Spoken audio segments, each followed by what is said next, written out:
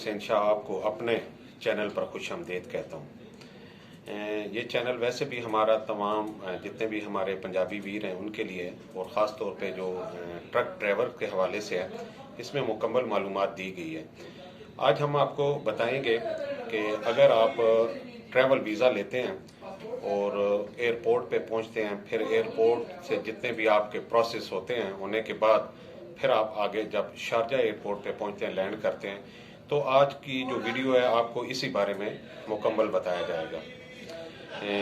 एक दफ़ा फिर खुशामदीद सब हमारे दोस्तों को। अगर आप हमारे चैनल पर न्यू हैं तो हमारे चैनल को सब्सक्राइब कर लें और बेल आइकन के बटन को प्रेस करना मत भूलिए ताकि हर आने वाली नई मालूमाती वीडियो आप लोगों तक पहुंच सके।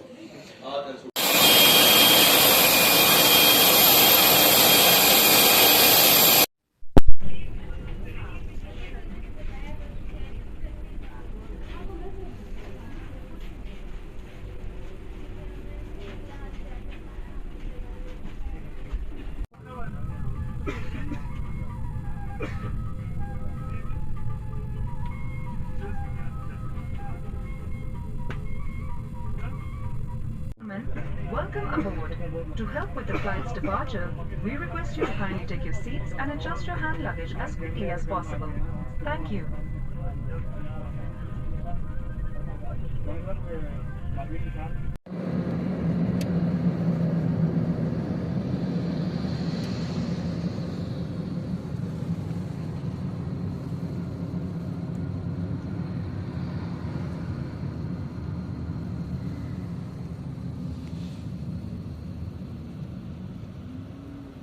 ट्रैवल वीज़ा ले लिया है और ट्रैवल वीज़ा के बारे में मैंने इससे पिछली वीडियो में आपको बता दिया है। अगर आपने ट्रैवल वीज़ा ले लिया, एम्प्लॉयमेंट वीज़ा, और आप आ रहे हैं पाकिस्तान से और आपने टिकट करवाई है शारजा एयरपोर्ट की, तो इसी के बारे में आपको बताता हूँ। सबसे पहले तो मैं अपने बारे में बताऊंगा ताकि आप लोगों को सही तरीके से समझ आ सके कि मैंने एम्प्लॉयमेंट वीज़ा लिया ट्रक ड्राइवर का, और वीज़ा लेने के बाद फिर बाकी जो प्रोसेस होते हैं प्रोटेक्टर के, टिकट्स के, एयर ब्लू की टिकट्स करवाई। सबसे कम रेट पे भी आपको एयर ब्लू की टिकट मिल जाएगी जिन लोगों ने भी करवानी हो। तो मेरा नीचे कांटेक्ट नंबर भी है। आपको टिकट्स के हवाले से भी कोई मालूमात चाहिए, टिकट्स चाहिए, तब भी अगर ट्रैवल वीज़ा चाहिए, विजिट वीज़ा चाहिए, कोई भी इस तरह की आपको सर्विसेज चाहिए होंगी तो हम आपको अपने इस चैनल पे और अपनी खिदमत आपको ज़रूर देंगे।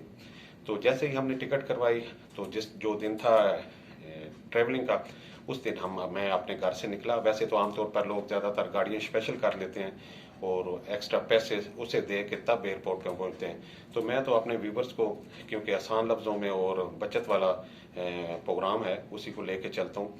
तो मैं तो अपने घर से चला स्पेशल रावलपिंडी का। मैंने वो जो बड़ी गाड़ी होती है उस पर सफ़र किया।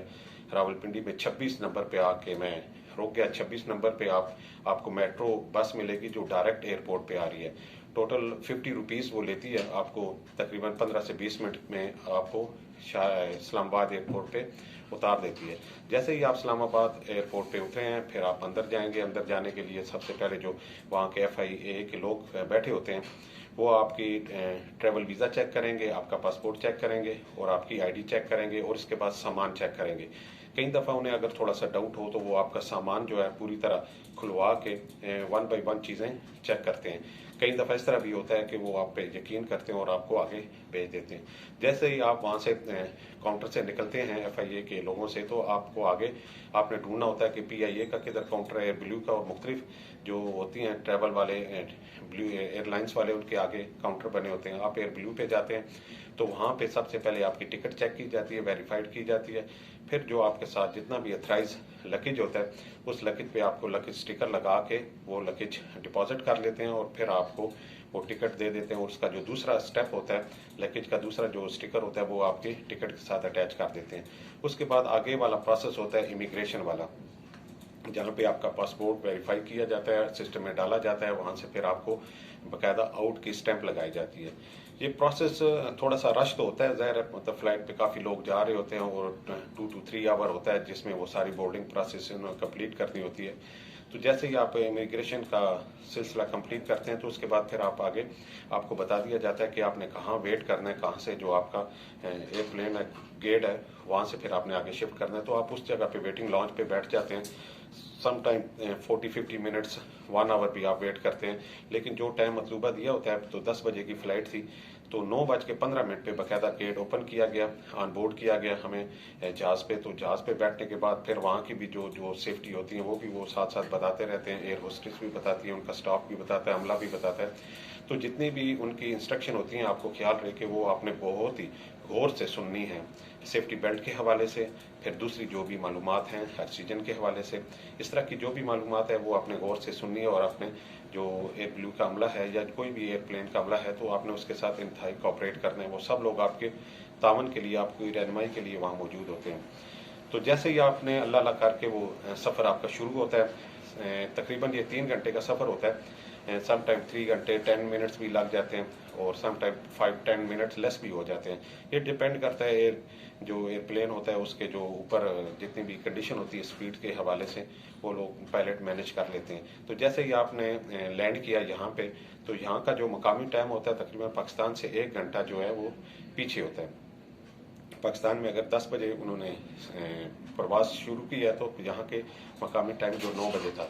तो यहाँ जैसे ही हम 12:30 बजे पहुँचे, तो पहुँचने के बाद आगे बसें आई होती हैं, जिसपे तमाम पैसेंजर को 3 से 4 बसें होती हैं, बिठा के आगे जो एयरपोर्ट के काउंटर तक ले जाया जाता है, आते तक ले जाया जाता है। जैसे आप आते पे पहुंचते हैं, तो वहाँ मुख्तलिफ काउंटर होते हैं अराइवल के या एयरप्लेन के, वहाँ पे आपको शिफ्ट किया जाता है। जो लोग न्यू आ रहे होते हैं उन्हें सेपरेट कर दिया जाता है। जो नए वीज़े वाले होते हैं, जो ऑलरेडी छुट्टी वगैरह पे आए होते हैं या ऑलरेडी उनका वीज़ा होता है, तो वो एक दूसरे काउंटर पे चले जाते हैं। वहाँ पे वो ऑटोमेटिक अपना पासपोर्ट स्कैन करते हैं। पासपोर्ट स्कैन करने के बाद वो आगे बाहर निकल जाते हैं।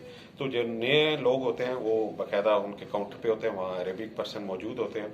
तो वो आपको सिस्टम में डालते हैं, आपका जितना भी बायोडाटा है सिस्टम में डालने के बाद फिर आपको वो स्टैंप लगा के देते हैं। आप फिर वहाँ से अपना आगे लगेज आके पिक करते हैं। लगेज पिक करने के बाद आप बाहर आ जाते हैं। तो ये तो स्टेप बाय स्टेप आपको प्रोसेस था जो मैंने बताया। बाहर फिर ज़ाहिर जो भी आदमी यहाँ आया होता है या कंपनी के थ्रू वीज़ा लिया होता है, तो वहाँ उनका कोई ना कोई बाहर आदमी खड़ा होता है जो उसे पिक करके फिर आप अपनी मतलूबा हदफ तक लेके जाता है। तो मेरा ऑलरेडी कज़न मौजूद था जिनसे हमने ट्रैवल वीज़ा लिया हुआ था, उन्होंने मुझे पिक किया, तो मैं फिर आगे पहुंच गया। तो उम्मीद करता हूं कि आप लोगों को थोड़ा सा आसान लफ्ज़ों में मैंने समझाया होगा कि आपको समझ भी आ गई होगी। इतना मुश्किल प्रोसेस नहीं है।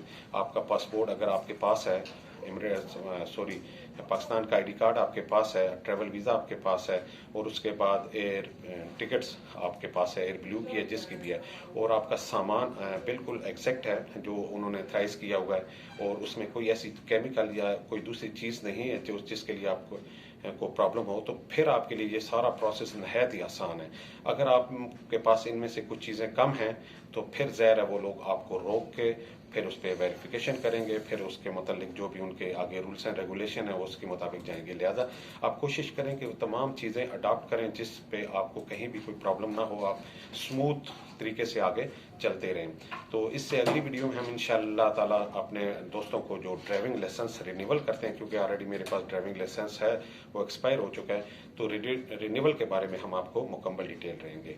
तो अगर आपको हमारी वीडियो अच्छी लगे तो लाइक ज़रूर कर दीजिएगा। इसमें आपका ज़्यादा कुछ नहीं है, लेकिन हमारी बहुत ज़्यादा हौसला अफजाई हो जाती है। हमें दें इजाज़त, हमारी दुआएं हमेशा की तरह आपके साथ हैं। अल्लाह पाक आपको हमेशा खुश खुरम रखे। अल्लाह हाफिज़।